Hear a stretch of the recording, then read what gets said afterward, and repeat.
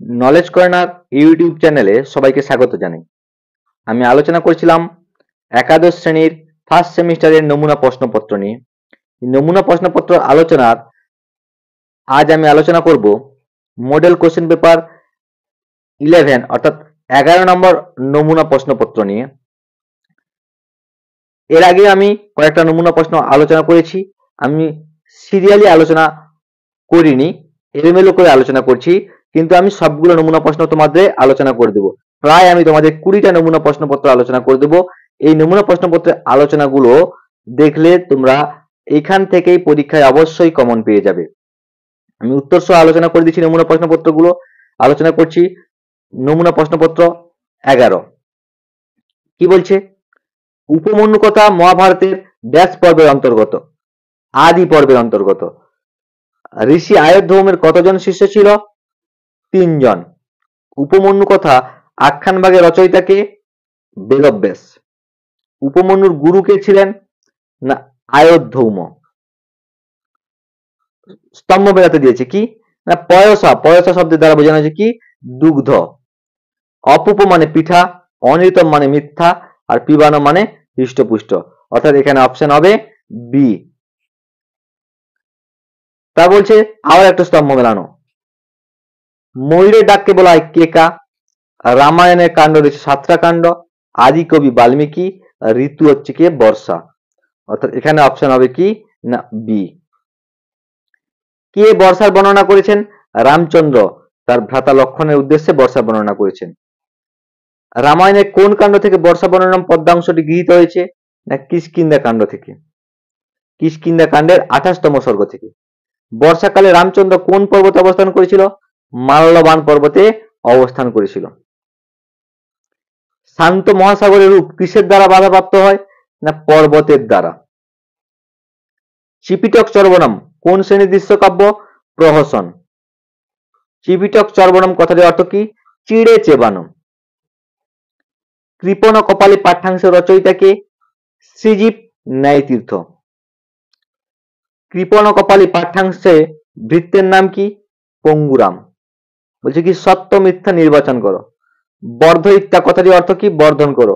এটা সঠিক। দংশতি কথাটির অর্থ কি? দংশন করবে। এটাও সঠিক। চিরায় কথাটির অর্থ চিরকালের থেকে। এটা ভুল। আনয় কথাটির অর্থ এনেছিল। এটাও ভুল। অর্থাৎ এ এবং বি সত্য, সি এবং ডি মিথ্যা। অর্থাৎ এ। পার্ট 2 কি বলছে? না ইউনিট 4 অর্থাৎ সন্ধি। ঠিক ও ভুল নির্ণয় করো। কাশযুক্ত ঈশ্বর কাশীশ্বর। এটা ভুল। মহতি যুক্ত ইচ্ছা মহৎ ইচ্ছা। এটা ঠিক। এতৎযুক্ত ছায়া এতৎ ছায়া। এটাও ঠিক। মহযুক্ত ঔষধি মহ ঔষধি। এটা ভুল। তাহলে কি হবে? এ এবং ডি ভুল, বি এবং সি ঠিক। অর্থাৎ বি। লতেব এই পদটির সন্ধি বিচ্ছেদ করলে হবে কি? লতা যুক্ত ইব।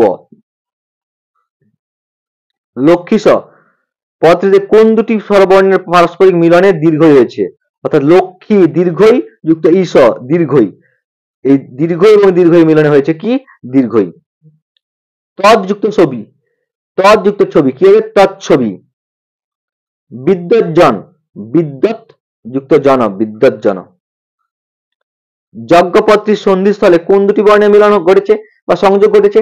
বর্কজ হসন্তর সঙ্গে দন্তন্য বিসর্গের সন্ধি ঘটেছে। বিয়োগ শব্দটি ড্যাশ শব্দের সমতুল্য। বিয়োগ শব্দটি বালক শব্দের সমতুল্য। ফল শব্দের তৃতীয়ার বিভক্তির এক বচনের রূপটি কি হবে? ফলেন। অর্থাৎ বলছে কি ফলম ফলে ফলানি ফলম ফলে ফলানি ফলেন। মাম পদটির বিকল্প রূপটি কি হলো? মাম মা। তারপর বলছে স্তম্ভ মেলানো। ভবিষ্যৎ কি না প্রথম পুরুষ। তার বলছে ভবিষ্যৎ এটা বলছে মধ্যম পুরুষ। ভবিষ্যাম উত্তম পুরুষ।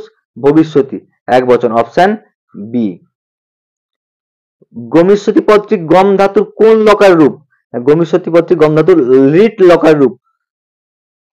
অর্থাৎ ভবিষ্যৎকাল অর্থে বোঝানো হয়েছে। পূজয় আব ক্রিয়াপদটি পুজ ধাতুর কোন পুরুষের অধীন? না পুজ ধাতুর উত্তম পুরুষের অধীন। গত এর প্রকৃতি প্রত্যয় কি?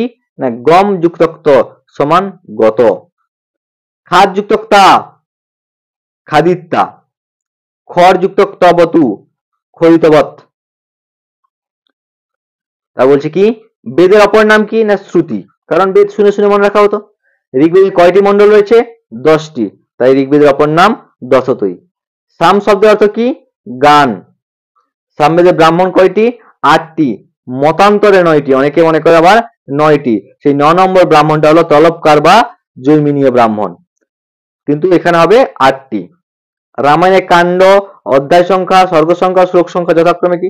কাণ্ড 7টি, অধ্যায় 500টি, সর্গ সংখ্যা 661, আর বলছে শ্লোক সংখ্যা 24,000, অর্থাৎ অপশন সি। রামায়ণের প্রক্ষিপ্ত কাণ্ড কোনগুলি, অর্থাৎ পরে সংযোজিত কাণ্ড কোনগুলোকে মনে করা হয়? প্রথম এবং শেষ কাণ্ড, অর্থাৎ বালকাণ্ড ও উত্তরকাণ্ড। বাল্মীকি রামায়ণের মূল রস কি? না বাল্মীকি রামায়ণের মূল রস হলো করুণ রস। পঞ্চতন্ত্রের চতুর্থ তন্ত্রটির নাম কি? না পঞ্চতন্ত্রের চতুর্থ তন্ত্রটির নাম হলো লব্ধপ্রণাস। হিতোপদেশ কে রচনা করেন? না হিতোপদেশ রচনা করেন নারায়ণ শর্মা। স্তম্ভ মেলানো দিয়েছে গল্প সেতু থেকে। শিবদাস, শিবদাসের কি হবে? বেতাল পঞ্চবিংশতি। চিন্তামণি ভট্টের সুখ সপ্ততি কথা। ক্ষেমঙ্কর সিংহাসন দাত্রিংশিকা, আর ক্ষেমেন্দ্র বৃহৎ কথা মঞ্জুরি, অর্থাৎ অপশন এ। প্রত্যেকে এই মডেল কোশ্চেন পেপার 11 বুঝতে পেরেছো। পরবর্তী দিন নিয়ে আসছি আমি আরেকটি নমুনা প্রশ্নপত্রের সমাধান নিয়ে। আজকের ভিডিওটা বুঝতে পেরে থাকলে লাইক, কমেন্ট এবং শেয়ার করে দিও। চ্যানেলে নতুন হলে সাবস্ক্রাইব করে দিও।